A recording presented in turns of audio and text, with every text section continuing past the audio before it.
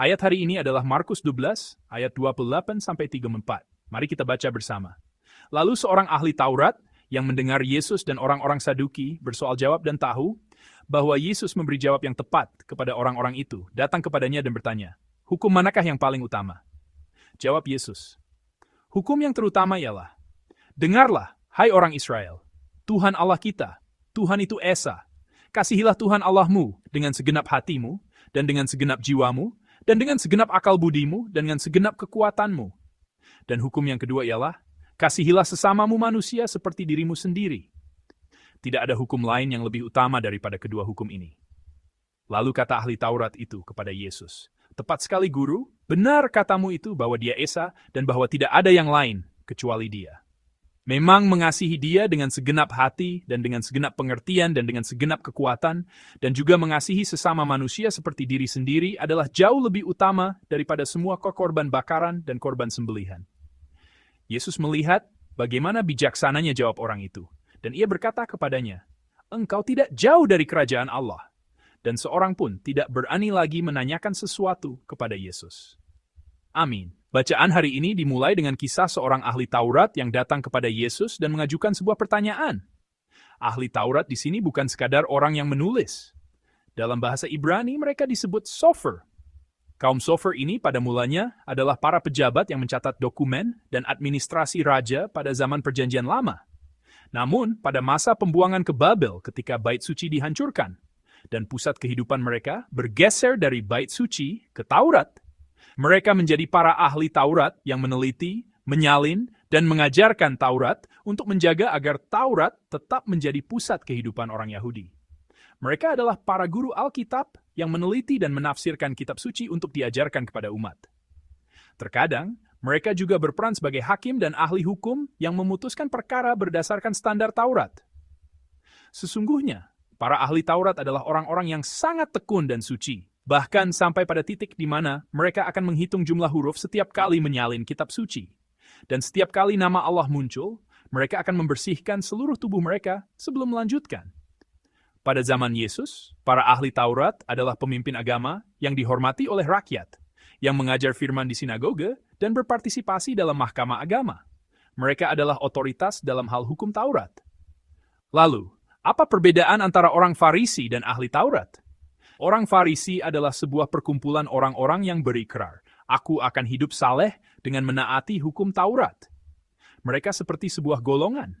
Sedangkan para ahli Taurat adalah para sarjana dan profesor profesional yang meneliti dan menafsirkan hukum Taurat.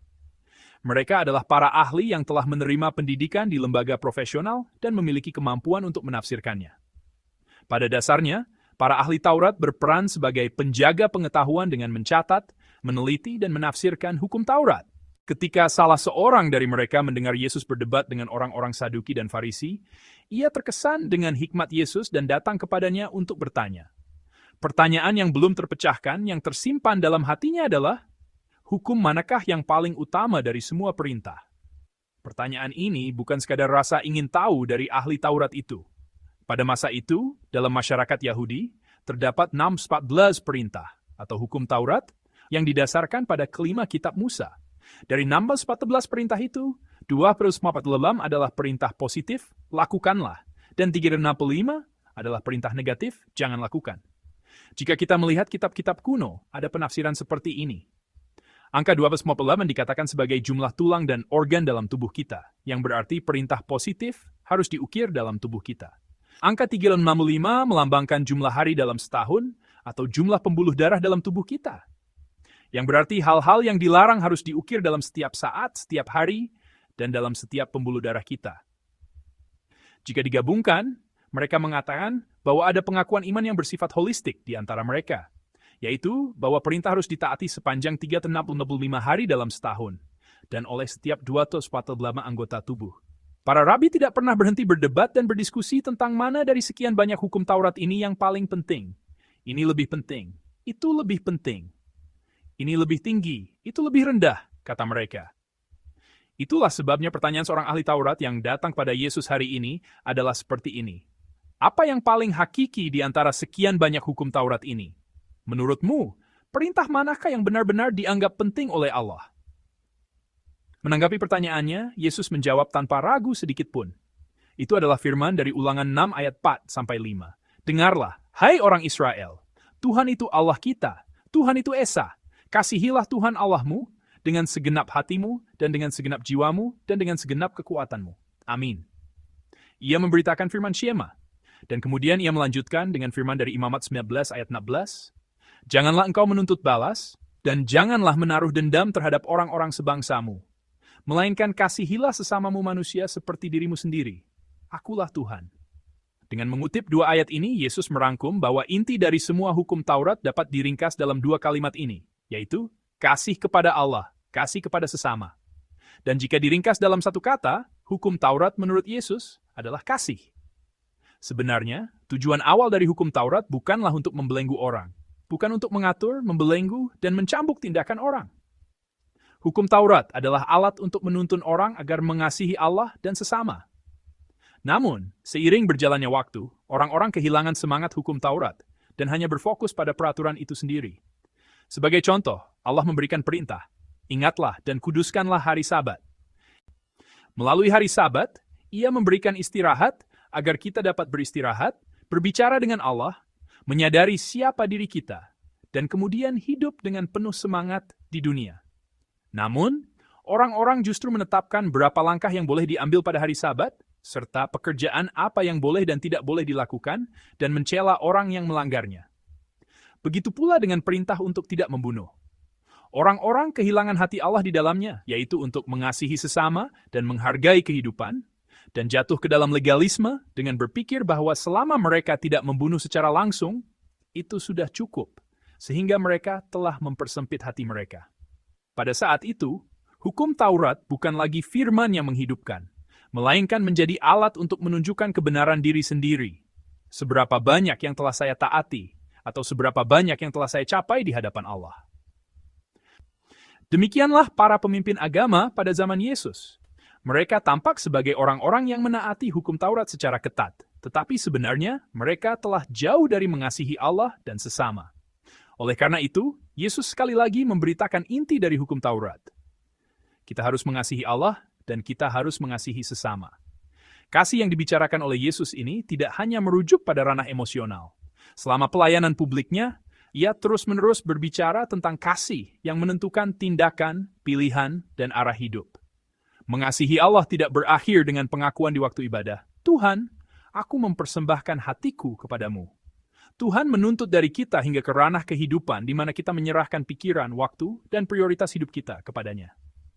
Bagaimana dengan perintah untuk mengasihi sesama? Itu tidak berhenti hanya dengan perasaan belas kasihan di dalam hati. Oh, kasihan sekali mereka. Yesus berbicara tentang praktik kasih yang nyata dan praktis, yaitu jika engkau memiliki 2 helai baju, bagikanlah yang satu, dan jika temanmu memintamu berjalan 1 mil, berjalanlah bersamanya sejauh 2 mil, serta ikut menanggung beban mereka. Itulah sebabnya Rasul Paulus berkata demikian. Dalam Roma 12 ayat 10 tertulis bahwa kasih adalah kegenapan hukum Taurat. Pada akhirnya tujuan hukum Taurat adalah kasih. Allah memberikan hukum Taurat kepada kita agar kita dapat mengasihi. Ahli Taurat yang mendengar perkataan Yesus itu merasakan simpati yang mendalam. Dan ia menjawab seperti dalam ayat 32 dan 33. Mari kita baca bersama firman dari ayat 32 dan 33. Lalu kata ahli Taurat itu kepada Yesus, "Tepat sekali guru, benar katamu itu, bahwa Dia Esa dan bahwa tidak ada yang lain kecuali Dia." Memang mengasihi Dia dengan segenap hati dan dengan segenap pengertian dan dengan segenap kekuatan dan juga mengasihi sesama manusia seperti diri sendiri adalah jauh lebih utama daripada semua korban bakaran dan korban sembelihan. Amin. Bagi orang Yahudi, pusat iman yang paling penting adalah persembahan korban. Namun, ahli Taurat ini mengakui bahwa ada sesuatu yang lebih penting daripada persembahan korban, yaitu kasih. Ketika Yesus mendengar jawaban itu, ia berkata kepadanya, "Engkau tidak jauh dari kerajaan Allah." Benar. Iman kita bukanlah iman yang dapat dicapai dengan menerima hukum Taurat sebagai pengetahuan. Kerajaan Allah yang kita tuju bukanlah kerajaan yang dimasuki dengan hukum Taurat atau pengetahuan, melainkan kerajaan yang dapat dimasuki dengan kasih. Lalu bagaimana kita dapat mengasihi Allah dan sesama? Sebenarnya, kita tahu betul bahwa itu sulit dengan kekuatan kita sendiri. Hati kita egois, dan kasih kita adalah sesuatu yang sangat mudah menjadi dingin. Oleh karena itu, kita harus datang ke hadapan salib setiap pagi. Ketika kita berdiri di hadapan salib, kita menyadari dua hal. Pertama, betapa berdosanya aku. Dan kedua, betapa besarnya kasih Allah kepadaku. Anugerah kasih Allah yang menutupi kita, meskipun kita adalah orang yang sangat berdosa, harus diperbarui setiap hari di hadapan salib itu. Yesus bukan hanya pribadi yang mengajarkan kasih, tetapi ia adalah pribadi yang menunjukkan kasih secara langsung. Ia menjadi kasih sampai pada titik menyerahkan nyawanya. Hanya ketika kita mengalami kasih salib itulah, hidup kita, hati kita, dan tindakan kita juga akan diubahkan. Saya memberkati Anda dalam nama Tuhan, agar Anda dapat mengalami anugerah salib itu setiap pagi. Ketika kita berdoa dan memohon setiap hari, Tuhan, dengan kekuatanku sendiri aku tidak bisa melakukannya. Tuhan, aku tidak bisa berdiri.